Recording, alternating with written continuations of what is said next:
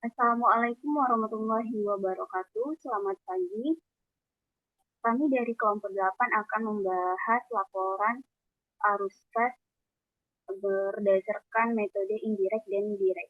Pertama, yang harus kita siapkan ialah laporan posisi keuangan komparatif tahun 2012 dan tahun 2011, lalu laporan laba rugi, dan di sini terdapat informasi tambahan yaitu pertama, equipment dengan harga perolehan $92.000 telah dibeli secara cash pada tahun tersebut. Yang kedua, investment telah terjual pada harga perolehan. Yang ketiga, equipment dengan harga perolehan $47.000 terjual dengan dan menghasilkan gain $8.750. Yang keempat, dividen tunai telah diumumkan dan dibayar pada tahun ini. Sebelumnya, perkenalkan, saya Widya Oktihandani dengan NPM C1C021042 dan teman Saya Anissa Putri Sigalingging dengan NPM C1C021001 dan teman saya. Saya Kurniati Kevin Haryanti dengan NPM Z1K022046. Baiklah, selanjutnya kita akan memulai dengan perubahan saldo yang akan diteruskan oleh Anissa. Kepada Anissa dipersilahkan. Baik, terima kasih kepada moderator. Di sini kita akan menghitung perubahan saldonya.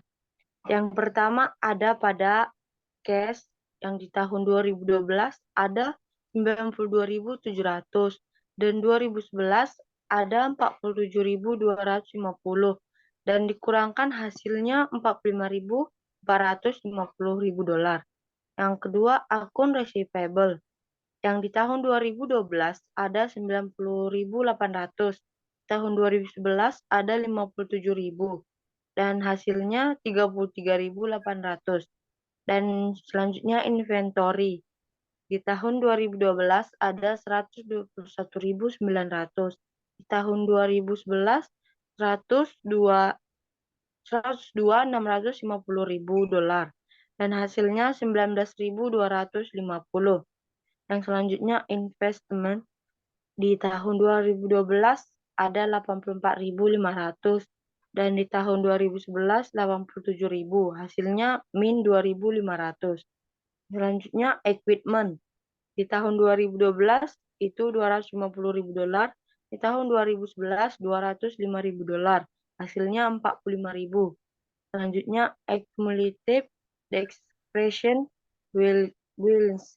Di tahun 2012 min 49.500, tahun 2011 min 40.000, hasilnya 9.500. Yang selanjutnya di akun liabilities equity, akun payable di tahun 2012 itu 57.700, di tahun 2011 48.280, hasilnya 9.420. Yang selanjutnya accrued expense payable di tahun 2012 itu 12.100, yang di tahun 2011 18.830, hasilnya min $6.730. Selanjutnya bonds payable.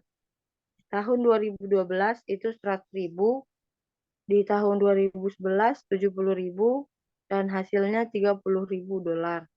Selanjutnya common stock itu di tahun 2012 ada $250.000, di tahun 2011 $200.000, hasilnya 50.000. Dan selanjutnya retained earnings. Di tahun 2012 itu 170.600. Di tahun 2011 121.790. Hasilnya 48.810. Terima kasih, saya serahkan kepada moderator. Baiklah, selanjutnya kita akan menyusun laporan arus kas dengan metode indirect. Pada Kevin dipersilahkan.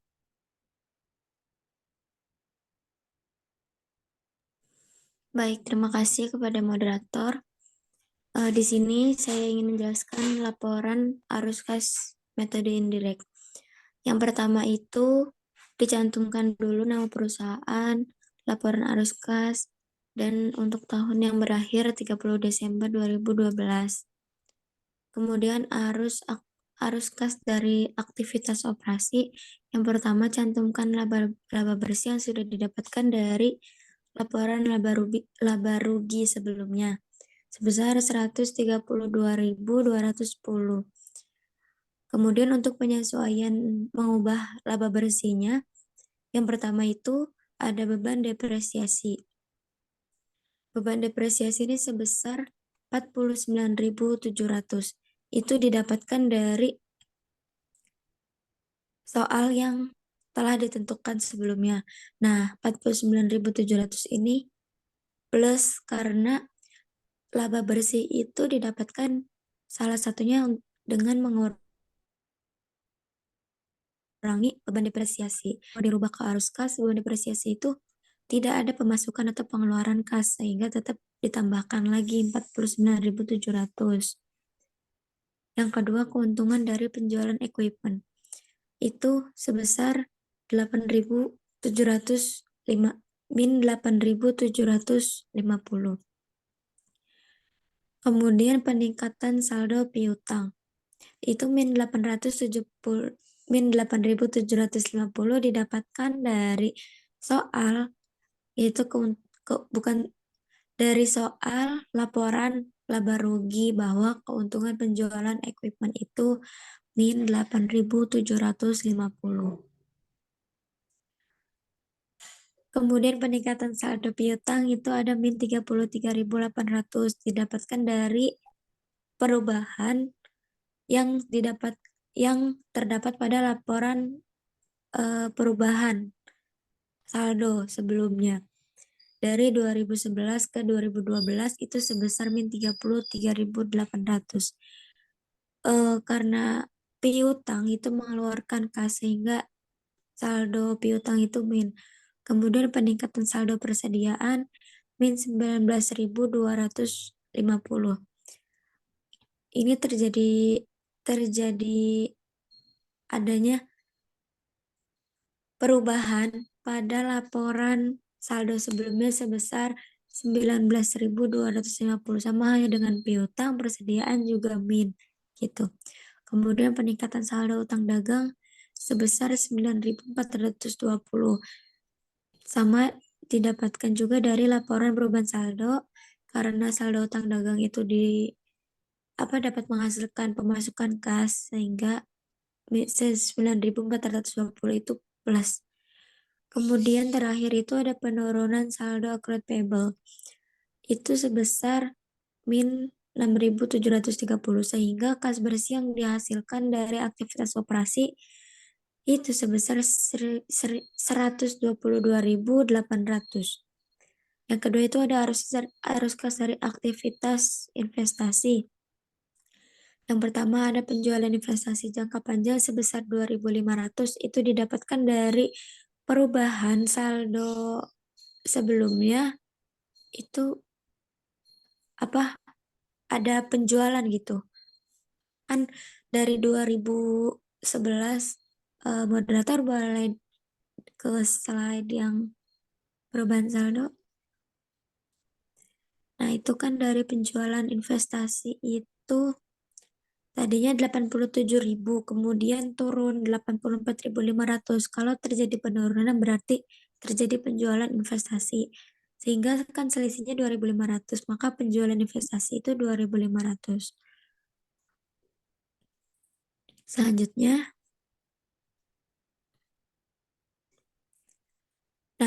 selanjutnya itu penjualan equipment sebesar 15.550.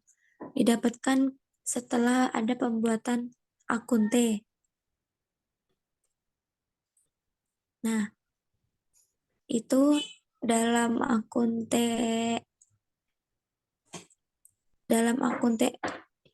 yang depresiasi sebelumnya itu kan bisa dilihat sebelum lanjut ke penentuan yang penjualan equipment, saya ingin menjelaskan depresiasinya dulu. Di akun depresiasi itu saldo awal kan min 40.000, saldo akhirnya 49.500. Kemudian depresiasi yang berasal dari soal itu 49.700. Nah, sehingga sebentar. Sehingga 49.700 itu dikurangin selisih antara saldo awal dan saldo akhir, yaitu sebesar 9.500, sehingga 49.700 dikurangin 9.500 sebesar 40.200. Nantinya 40.200 ini dimasukkan ke dalam jurnal equipment-nya. Kan pembelian equipment itu sebesar 47.000. Ternyata ada akumulasi depresiasi sebesar 40.200. Sehingga kasnya itu hanya 15.550. Nah, ada keuntungan juga dalam penjualan sebesar 8.750 didapatkan dari laporan labarogi sebelumnya, dan ada penjualan equipment sebesar 47.000. Lanjut ke laporan arus kasnya. Nah, makanya penjualan equipment itu 15.550 karena dikurangin dari 47.000 dikurangin 40.200 dari akunti sebelumnya. Kemudian ada pembelian equipment sebesar 92.000. Nah, kalau di atas tadi karena penjualan maka kita mendapatkan kas. Makanya positif. Kalau ini pembelian, kita mengeluarkan kas sehingga 92.000 itu minus. 92.000 itu didapatkan dari ketentuan keterangan soal. Sehingga kas bersih yang terpakai dari aktivitas investasi sebesar min 73.950. Ini min karena dia mengeluarkan kasnya itu udah terpakai gitu kasnya, sehingga ini minus. Yang terakhir itu ada arus kas dari aktivitas pendanaan. Yang pertama ada penerbitan saham sebesar 50.000 didapatkan dari perubahan saldo sebelumnya antara tahun 2011 dan 2012 itu mengalami penurunan. Nah, kalau mengalami penurunan berarti ada penerbitan saham. Kemudian peningkatan saldo obligasi sebesar 30.000 ini juga didapatkan dari laporan perubahan saldo sebelumnya. Yang terakhir ada pembayaran dividen. Nah, pembayaran dividen ini didapatkan dari akun T pembuatan return earning. Boleh ke akun T-nya ya. Nah, saldo awal return earning itu kan 121.790, saldo akhirnya 170.600, dan cantumkan cost of goods sold-nya yang telah didapatkan dari laporan laba rugi sebelumnya, yaitu sebesar 132.000. Maaf, ini bukan cost of goods sold, tapi ini laba bersih yang didapatkan dari laporan laba rugi itu sebesar 132.210. Nah, sehingga untuk mencari jumlah dividen yang harus dibayarkan itu dengan mengurangi laba bersih dengan selisih perubahan saldo. Nah, laba bersih itu kan tadi 132.210. Selisih perubahan saldo antara saldo awal dengan saldo akhir itu boleh di laporan perubahan saldonya ya, itu sebesar 48.810, sehingga laba bersih dikurangin 48.810 menghasilkan 83.400, yang nantinya pembayaran dividen itu dibayarkan sebesar 83.400. Makanya pembayaran dividen itu minus karena mengeluarkan kas, sehingga kas bersih yang terpakai dari aktivitas pendanaan itu sebesar min 3.400. Peningkatan kas bersih untuk tahun 2012 itu 45.450 didapatkan dari 122.800 yang aktivitas operasi tadi dikurangin aktivitas investasi sebesar min 73.950 dikurangin lagi 3.400 sehingga menghasilkan 45.450.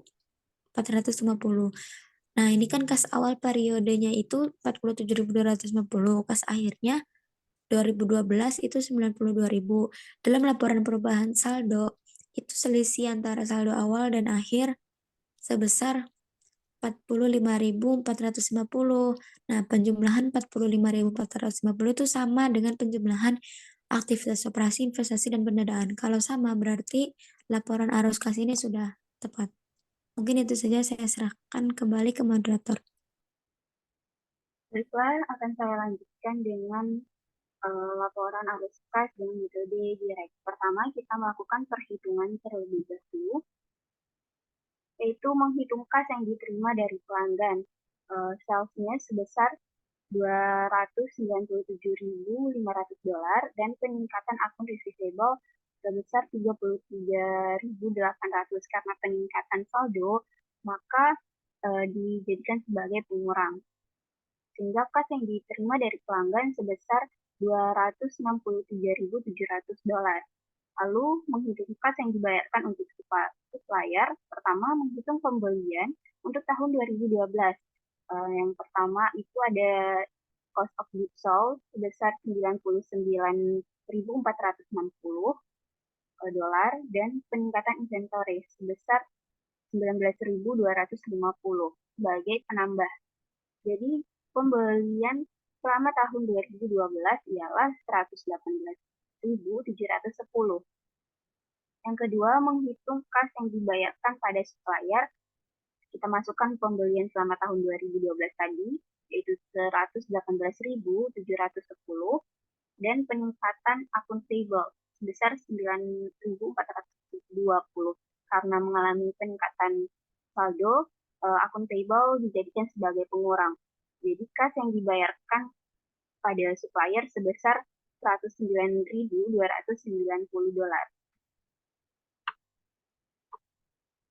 Selanjutnya, menghitung kas yang dibayarkan untuk beban operasi. Beban operasinya sebesar $14.670 dan penurunan accrued payable sebagai penambah yaitu sebesar $6.730. Jadi, kas yang dibayarkan untuk beban operasi sebesar 21.400. Lalu ada perhitungan kas yang dibayarkan untuk pajak.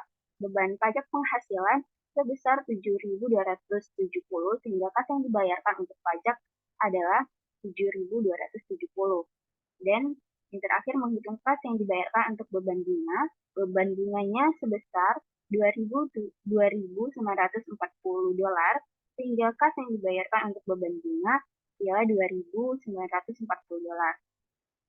Selanjutnya kita menyusun laporan arus kas dengan metode direct. Perbedaan metode direct dan indirect terletak di perhitungan arus kas dari aktivitas operasinya. Pertama, kita cantumkan nama perusahaan dan keterangannya, laporan arus kas untuk tahun yang berakhir 31 Desember 2012. Terdiri dari arus kas dari aktivitas operasi, yaitu penerimaan kas dari pelanggan, sebesar $263.700,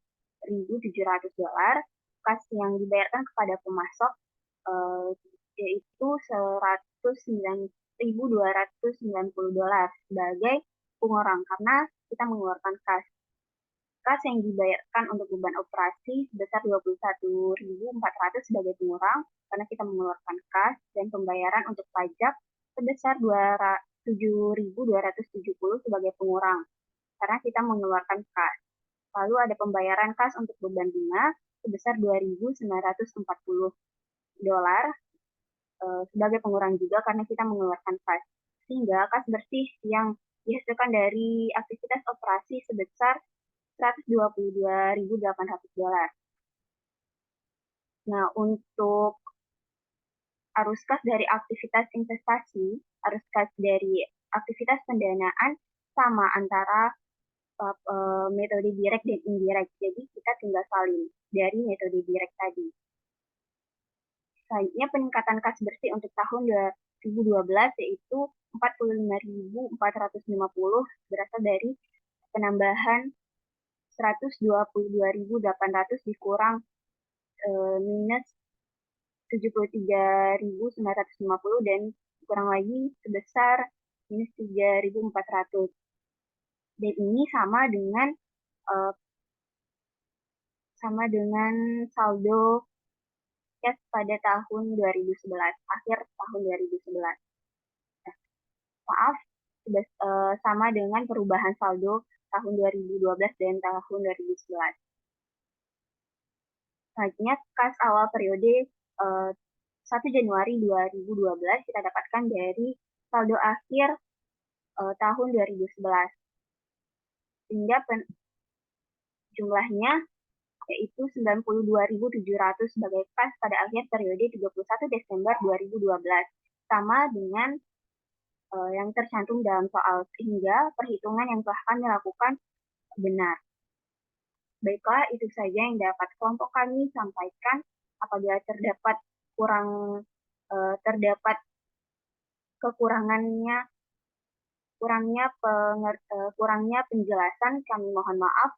Kami akhiri, wabillahi taufiq wal hidayah. Wassalamualaikum warahmatullahi wabarakatuh.